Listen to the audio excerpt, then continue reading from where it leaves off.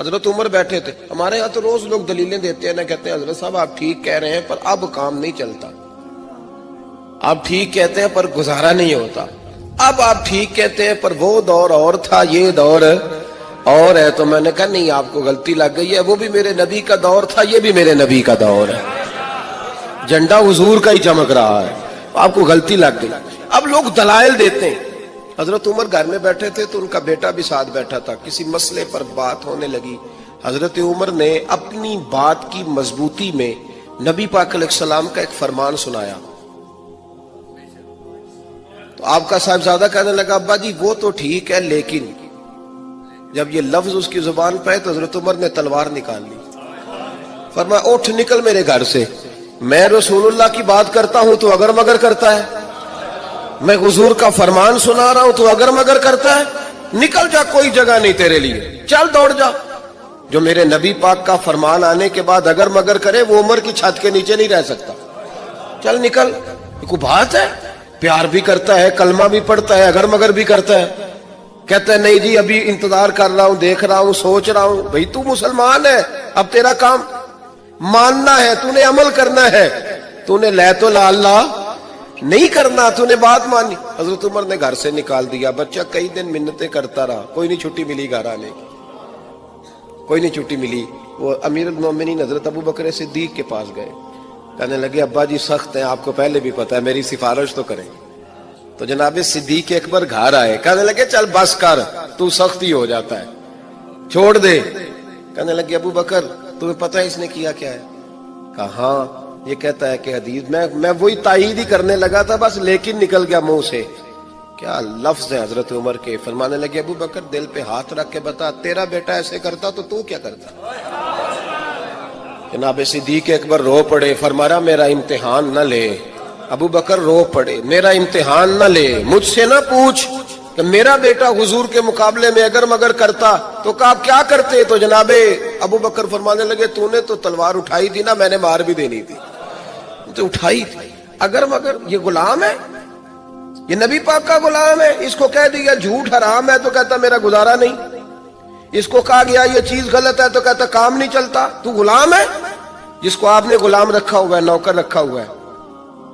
آپ اس کو کہیں جا 5 کلو چینی لے آ, وہ اگر آپ سے کہے نہیں 2.5 کلو منگا لو, مان لو گے بات؟ وہ کہے نہیں جی ابھی ٹائم نہیں, 5 کلو کیسے اٹھاؤں گا, بڑا مشکل کام ہے, 10 کلو سبزی بھی تو لانی ہے, تو مان لیتے ہو. اللہ رسول کو کہتے ہو آہستہ آہستہ نماز پڑھوں گا, آہستہ آہستہ نیک ہو جاؤں گا. امام احمد بن حنبل رحمت اللہ تعالی علیہ فرماتے ہیں مارکیٹ گیا, منڈی گیا, ایک غلام خرید کے لایا. گھر لا کے میں نے اس کو پوچھا تیرا نام کیا ہے؟ کہنے لگا حضور غلاموں کا نام نہیں ہوتا, آپ کسی اور کو بھی آواز دیں گے تو میں سمجھوں گا مجھے ہی بلا رہے ہیں. آپ نے فرمایا تو کھائے گا کیا؟ کہنے لگا حضور غلاموں کے نخرے نہیں ہوتے. امام صاحب فرماتے ہیں مجھے وجد ہو گیا اس کی باتوں سے, میرا وجود کے رونگٹے کھڑے ہو گئے. میں نے تیسرا سوال پوچھا, میں نے کہا تو یہ کمرے ہیں حجرے کوئی پسند کر لے, کہاں رہے گا؟ کہتے ہیں وہ رو پڑا, میرے پاس آ گیا. کہنے لگا حضور مجھے غلام ہی رہنے دیں, میری عادتیں نہ خراب کریں. حضور آپ جہاں آپ کا دل کرے نا اشارہ کر دینا, میں وہیں سو جاؤں گا. امام صاحب کہتے ہیں میں نے اسے کہا اٹھو یار. وہ کھڑا ہوا تو میں نے کہا سینے لگ جا, تو آزاد ہے, تو غلام بننے کے نہیں, تو آقا بننے کے قابل ہے. تو راتی جاگے تے شیخ صداویں تے راتی جاگ دے کتے تیتھوں اتے. حضرت بابا بلے شاہ صاحب نے بڑی پتے کی بات سمجھائی. کہنے لگے تو نے ایک کتا رکھا ہوتا ہے, تو اس کا مالک ہوتا ہے, ایک روٹی تو ڈالتا ہے اسے, کتا دوسری مانگے تو جوتا اٹھا لیتا ہے. اور فرمایا وہ ایک روٹی کھا کے نا ساری رات تیری پہرے داری کرتا ہے, ایک لقمے کی وجہ سے ساری رات کتا تیرے دروازے پہ کھڑا ہے. اور فرمانے لگے تو اے سی میں سوتا ہے, وہ جا کے نا کسی نالی میں سویا رہتا ہے. فرمایا جس کا تو مالک ہے تو اپنی نعمت دیکھ اور اس کی نوکری دیکھ. اب یہ دیکھ جو تیرا مالک ہے اس کی نعمتیں کتنی ہیں اور تیری نوکری کتنی ہے, یہ ذرا غور کر. فرمانے لگے راتی جاگیں تے شیخ صداویں, راتی جاگ دے کتے تیتھوں اتے, مالک دا در مول نہیں چھڈ دے, پاویں مارو 100 جتے تیتھوں اتے. ایک برکی دا قدر پچھانن ਭਾਵੇਂ ਮਾਲਕ ਹੋਵਣ ਸੁੱਤੇ ਤੈਥੋਂ ਉੱਤੇ ਉੱਠ ਬੁੱਲਿਆ ਚੱਲ ਯਾਰ ਮਨਾ ਲੈ ਨਹੀਂ ਤੇ ਬਾਜ਼ੀ ਲੈ ਗਏ ਨਹੀਂ ਕੁੱਤੇ ਉੱਠ ਬੁੱਲਿਆ ਚੱਲ यार मना ले नहीं तो फिर बाजी ले गए नहीं वो तो बाजी ले गए आगे गुजर गए भाई ईमान का मतलब है मान लिया तो बस मुसलमान कह रहा है कैसे होगा जी नमाज पढ़ने से बरकत कैसे होगी अल्लाह कहता है ऐसे होगी कि वह यरज़ुक़हु मिन हैसु ला यहतसिब जब तुम मुझसे डरेगा तो मैं वहां से रोजी दूंगा कि तेरा कभी गुमान भी नहीं गया होगा आओ मैं तुम्हें वो उस बारगाह पे ले जाऊं जिसने सबको शान अता फरमाई है। हजरत अबू बकर सिद्दीक रज़ी अल्लाह तआला अन्हु खलीफतुल मुस्लिमीन बने, खलीफा बने तो सवेरे जिस रात खलीफा बने सवेरे सर पे टोकरी रखी मंडी की तरफ जा रहे हैं। हजरत उमर फारूक रज़ी अल्लाह तआला अन्हु मौला अली शेर खुदा को किसी ने बताया कि वो तुम्हारा खलीफा तो जा रहा है मजदूरी करने, वो तो जा रहा है कमाई करने। हजरत अली शेर खुदा मौला कायनात जनाब फारूक आजम दोनों ने रास्ते में रोका। अबू बकर कहाँ जा रहे हो? फरमाने लगे काम करने जा रहा हूँ, मजदूरी करूंगा, मंडी में जाऊंगा, तिजारत करता था उसको जारी रखूंगा, बच्चों का पेट भी तो पालना है। अब तुम्हारी हुकूमत के पीछे बच्चे तो नहीं ना भूखे मरवा लेने, मैंने कुछ करना तो है। हजरत उमर कहने लगे चला आके बैठ, हम सहाबा को इकट्ठा करते हैं और माले गनीमत से तेरा वजीफा लगाते हैं, आपको वजीफा मिलेगा माना। तो आप बैठ करके मस्जिद में तो ड्यूटी करें। बैठ गए, मुशावरत हुई तो हज़रत अबू बकर सिद्दीक रज़ी अल्लाह ताला अन्हु से पूछने लगे जनाब बतलाइए आपका कितना वजीफा लगाया जाए? तो हज़रत अबू बकर सिद्दीक फरमाने लगे उतना लगा दो जितनी एक मजदूर की तनख्वाह होती है। तो एक सहाबी बोल के बड़े मीठे और धीमे लहजे में कहने लगे अबू बकर अगर तेरा गुजारा ना हुआ तो, अगर तेरा गुजारा ना हुआ तो अबू बकर सिद्दीक फरमाने लगे अगर मेरा गुजारा ना हुआ तो मैं मजदूरों की तनख्वाहों में इजाफा कर दूंगा, अगर मजदूरों के घर जलने लगेंगे तो मेरा भी चलेगा, मैं उनकी तनख्वाहें बढ़ाऊंगा सिर्फ अपनी। तो मजदूर के हुकूक का तायुन किया। सबसे पहले तो मेरे नबी पाक अलैहिस्सलाम ने मना फरमाया, फरमाया जिसको मजदूरी पर रखो पहले उसके साथ उजरत तय करो। हुजूर सल्लल्लाहु अलैहि वसल्लम ने फरमाया जब तक उजरत वाज़े ना हो जाओ किसी को काम पर, जब तक उजरत वाज़े ना हो जाए, मुकम्मल ना हो जाए कि क्या देना है तय करें। क्या लोगे? जो जनाब दे देंगे ले लूंगा। शरीयत इसको पसंद नहीं करती, महबूब नहीं रखती। पहले उसके साथ पहला हक मजदूर को ये दिया कि उसकी उजरत पहले, बोलिए उजरत पहले उजरत तय होगी, ये पहला हक है। और मजदूर का दूसरा हक क्या बयान किया मेरे नबी पाक ने? फरमाया जब, और ये ऐसी आला बात है कि जितने हुकूक लिखने वाले हैं ना, जितने बैनुल अक़वामी सतह पर इंसानी हुकूक का चार्टर बनाने वाले हैं, वो कहते हैं कि ये ऐसा नुक्ता हुजूर ने बयान कर दिया है कि इससे आगे को बढ़ ही नहीं सकता। ये ऐसी बात है कि जिसकी शरह भी कोई नहीं कर सकता। मेरे हबीब करीम अलैहिस्सलातु सलाम ने फरमाया पहले तय करो। और क्या खूबसूरत लफ्ज है, कानून बना दिया। फरमाया जब मजदूर मजदूरी कर ले तो उसका पसीना खुश्क होने से पहले पहले उसे अदा कर देना। उसका पसीना खुश्क होने से पहले उसे उसकी मजदूरी दे दो। एक सहाबी अपने खादिम गुलाम को मार रहे थे तो मेरे नबी पाक तशरीफ लाए। फरमाया क्यों इसे मार रहा है? हुजूर गलतियां बड़ी करता है। तो नबी पाक ने फरमाया जितना तुझे इस पर इख्तियार है ना, उससे कहीं बढ़कर मेरे रब को तेरे ऊपर बड़ा इख्तियार है। कहा हुजूर ये बड़ी गलती करता है, मैं आखिर कितना माफ करूं? तो हुजूर ने फरमाया उतना माफ कर जितना मेरा रब तुझे माफ फरमाता है। पता है तेरी सुबह से लेकर शाम तक कितनी कोताहियां हैं। दरगुजर का हुक्म दिया, पहला हक ये दिया मजदूरी तय करो, दूसरा हक ये दिया पसीना खुश्क होने से पहले अदा करो, तीसरा हक ये दिया कि उससे दरगुजर करो, गलती हो जाए तो दरगुजर करो। तो या रसूल अल्लाह मजदूरी कितनी दें? मेरे नबी पाक बुखारी मुस्लिम हुजूर सैयद आलम सल्लल्लाहु अलैहि वसल्लम ने फरमाया मजदूर का हक बयान किया नबी पाक ने, और एक बात इरशाद फरमाई तो उसके अंदर कई पहलू, एक हदीस में कई पहलू बयान फरमाए। हबीब पाक ने फरमाया जैसा तुम खाते हो वैसा ही उसे। भाई बस खत्म हो गई बात। इतनी बड़ी बात कर दी सरकार ने। कभी देखा है आपने कि मजदूर को ऐसे खिलाया जा रहा हो जैसा मालिक खा रहे हैं? हुजूर ने फरमाया भाई मजदूरों का हक ये है कि जैसा तुमने खाना है वैसा उसे کھلانا ہے، اور فرمایا جیسا تم نے پہننا ہے ویسا اسے پہنانا ہے۔ اور پھر میرے حبیب کریم علیہ الصلوۃ والسلام نے ارشاد فرمایا اس کی ہمت سے بڑھ کر تم اس پر بوجھ نہیں ڈال سکتے، جتنا کام وہ کر نہیں سکتا اتنا تم اسے دے نہیں سکتے۔ اور فرمایا اگر اتنا کام دینا ہے جو اس کی ہمت سے زیادہ ہے تو میں اس کے مالک کو کہتا ہوں وہ بھی اٹھ کے مزدور کے ساتھ کام پہ لگ جائے، اٹھے اس کے ساتھ کام میں شریک ہو جائے۔ مزدوری کا بھی تعین فرمایا، اور پھر اس کو کام کس مقدار کا دینا ہے، مزدور کو کس قدر زیادہ اس پر بوجھ ڈالا جائے گا، یہ بھی مصطفیٰ کریم نے بیان فرمایا۔ فرمایا جو لا یکلف اللہ نفسا الا وسعها، اللہ بھی تم پر وہ بوجھ نہیں ڈالتا جو تم اٹھا نہیں سکتے، تو کسی مزدور کو تم ایسا کام نہیں بتاؤ گے۔ حضرت عثمان غنی رضی اللہ تعالیٰ عنہ ایک دن حضرت عمر فاروق سے کہنے لگے عمر بس کر دے یار، تیرے بعد بھی تو لوگوں نے خلیفہ بننا ہے، کیسے کوئی تیرے رستے پہ چلے گا؟ تو حضرت عثمان غنی سے جناب عمر کہنے لگے کیا ہو گیا؟ آپ فرمانے لگے کل میں دیکھ رہا تھا کہ لوگ باغ میں مزدوری کر رہے تھے اور آپ امیر المومنین ہو کے ان کا ہاتھ بٹا رہے تھے، ہاتھ بٹا رہے تھے۔ تو حضرت عمر کہنے لگے بوڑھے تھے، بیمار تھے، مزدوری کر رہے تھے تو پسینہ بہہ رہا تھا، کیا ہو گیا اگر تھوڑا سا میں نے ساتھ دے دیا؟ حضرت جناب سیدنا فاروق اعظم یہ لفظ کہتے ہوئے رو پڑے۔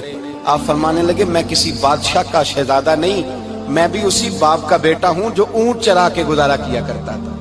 میں نے آگے بڑھ کے لوگ حیثیت بھول جاتے ہیں، اپنی حیثیت بھول جاتے ہیں۔ اللہ تبارک و تعالیٰ جب کچھ عطا کرتا ہے ان کا رویہ اپنے ماتحتوں کے ساتھ اتنا سخت اور جابرانہ آمرانہ ہو جاتا ہے، اس قدر زیادہ ان کے لب و لہجے میں کڑواہٹ آ جاتی ہے، اس قدر زیادہ ان کی طبیعتوں کے اندر سختی اور غرور بھر جاتا ہے کہ وہ احساس ہی نہیں کرتے کہ جو سامنے بیٹھا ہے وہ بڑا ایک دکھی انسان ہے اور وہ تکلیف میں ہے، وہ آزمائش میں اپنے آپ کو مبتلا سمجھ رہا ہے۔ حضرت ابو ذر غفاری رضی اللہ تعالیٰ عنہ فرماتے ہیں میں اپنے ماتحتوں کے حق میں بڑا سخت تھا، سخت تھی میری طبیعت، میرے غلاموں کی جرت ہی نہیں تھی کہ وہ میرے سامنے گفتگو کر سکیں اور ٹھہر بھی سکیں۔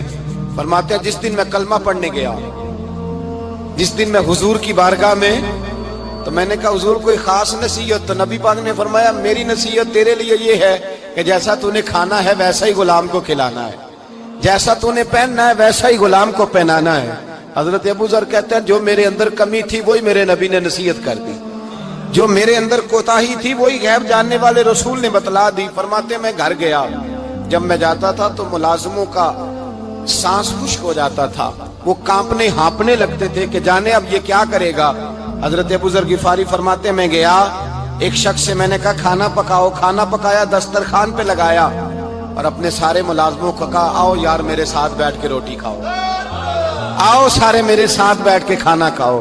فرماتے ہیں انہوں نے کھانا کھایا، پھر میں ان کو بازار لے گیا، جیسے کپڑے میں پہنتا تھا ویسے میں نے ان کے لیے بھی خریدے۔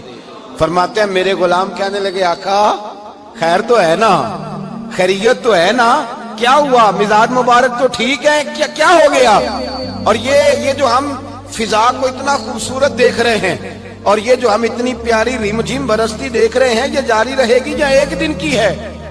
تو حضرت ابو ذر غفاری رو پڑے، کہنے لگے اب تمہیں ابو ذر غفاری بدلا ہوا ملے گا، اس لیے کہ اب میں وہ نہیں رہا، اب میں رسول اللہ کا کلمہ پڑھ کے غلام مصطفیٰ بن گیا ہوں، اب میں بدل گیا ہوں، میری طبیعت بدل گئی۔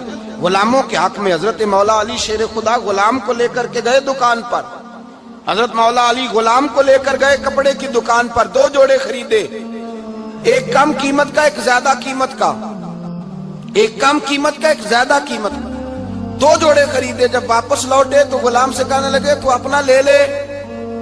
غلام کو پتا تھا کہ اس زمانے میں ہوتا کیا تھا، اس نے کم قیمت کا جوڑا اٹھایا۔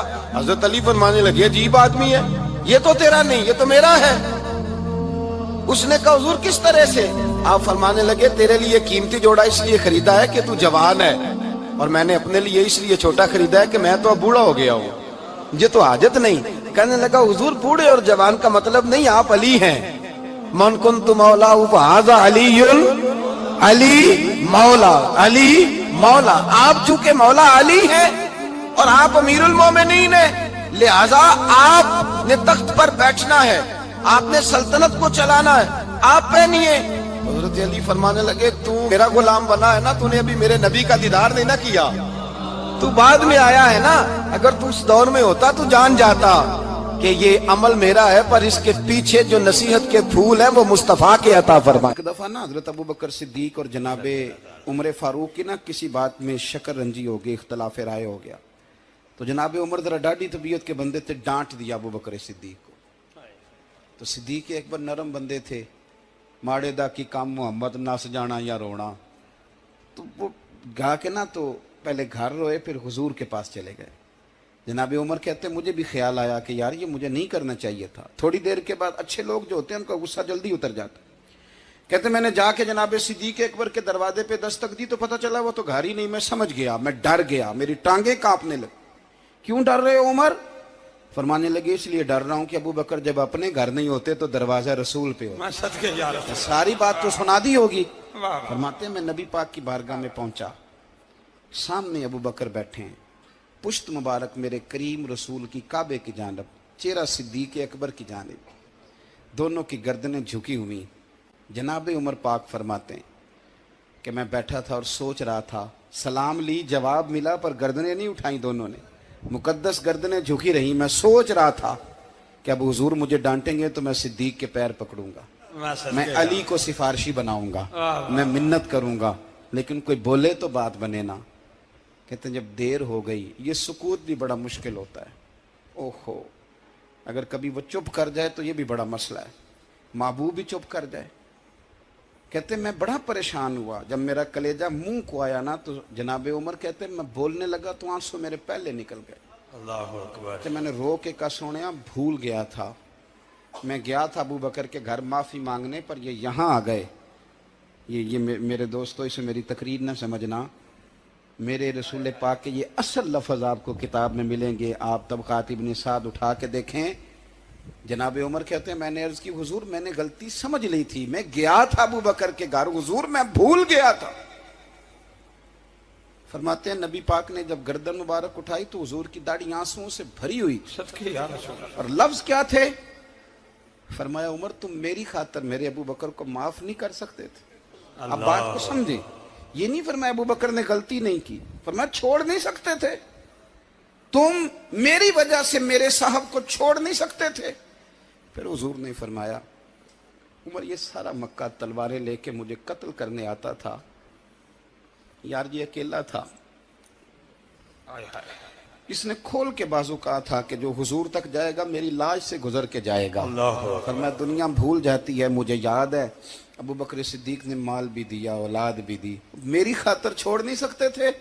جناب عمر کہتے ہیں میں اس کے بعد سمجھ گیا کہ میرے مصطفیٰ کی رضا اسی میں ہے کہ ابو بکر کو راضی رکھا جائے. سبحان اللہ. آپ مہربانی سنو, اب فوراً سنو, فوراً اس کے بعد نبی پاک علیہ السلام نا شارع ہیں دین کے. حضور جو چاہیں کسی کے لیے حلال کر دیں اور جو چاہیں کسی پر حرام کر دیں. ایک شخص نے کہا تھا حضور 3 نمازیں پڑھوں گا, اس شرط پر مسلمان ہوتا ہوں. فرمایا 3 ہی پڑھنا, کلمہ تو پڑھنا. حضور شارع ہیں, علماء اس لفظ کو جانتے ہیں, میں زیادہ کھولتا نہیں. ہر شخص کو اجازت ہے, اگر حقوق ادا کر سکتا ہے تو ایک وقت میں 4 نکاح کرے, اسے اجازت ہے. اگر حق دے سکتا ہے تو اجازت ہے.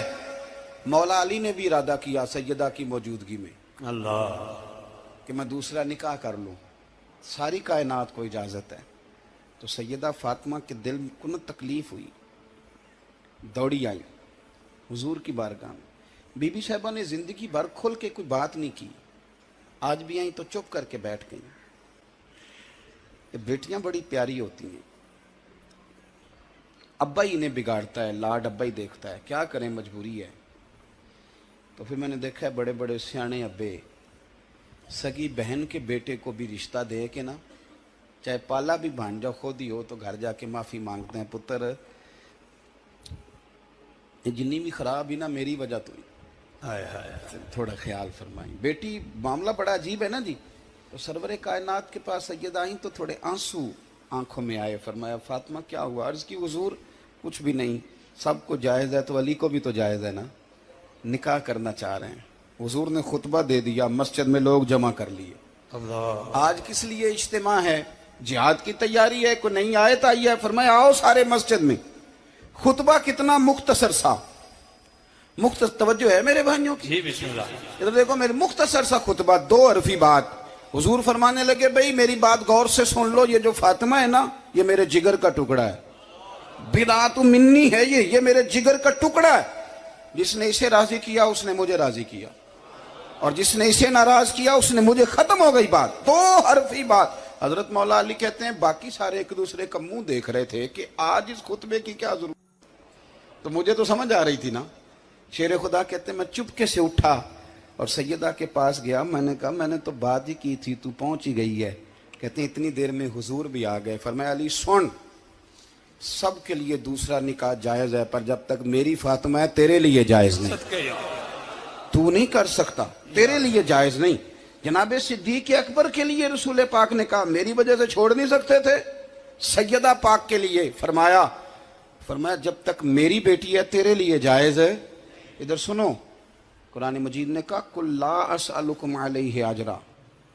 हम आयत तबर्रुक के लिए हमारे यहाँ पढ़ी जाती हैं और तबर्रुक के लिए सुनी जाती हैं। कायनात का बहुत बड़ा अदीब शायर सारे बंदे इकट्ठे कर ले तो जो 2 लफ्ज कुरान पाक ने अहले बैत की शान के लिए कह दिए, सदके या रसूल, मुकाबला नहीं हो सकता। बात को समझे। किसी दरवेश ने कहा था असला नाल जे नेकी करिए तो नस्लां ताक नहीं भुल दे, ते बेअसलां नाल नेकी करिए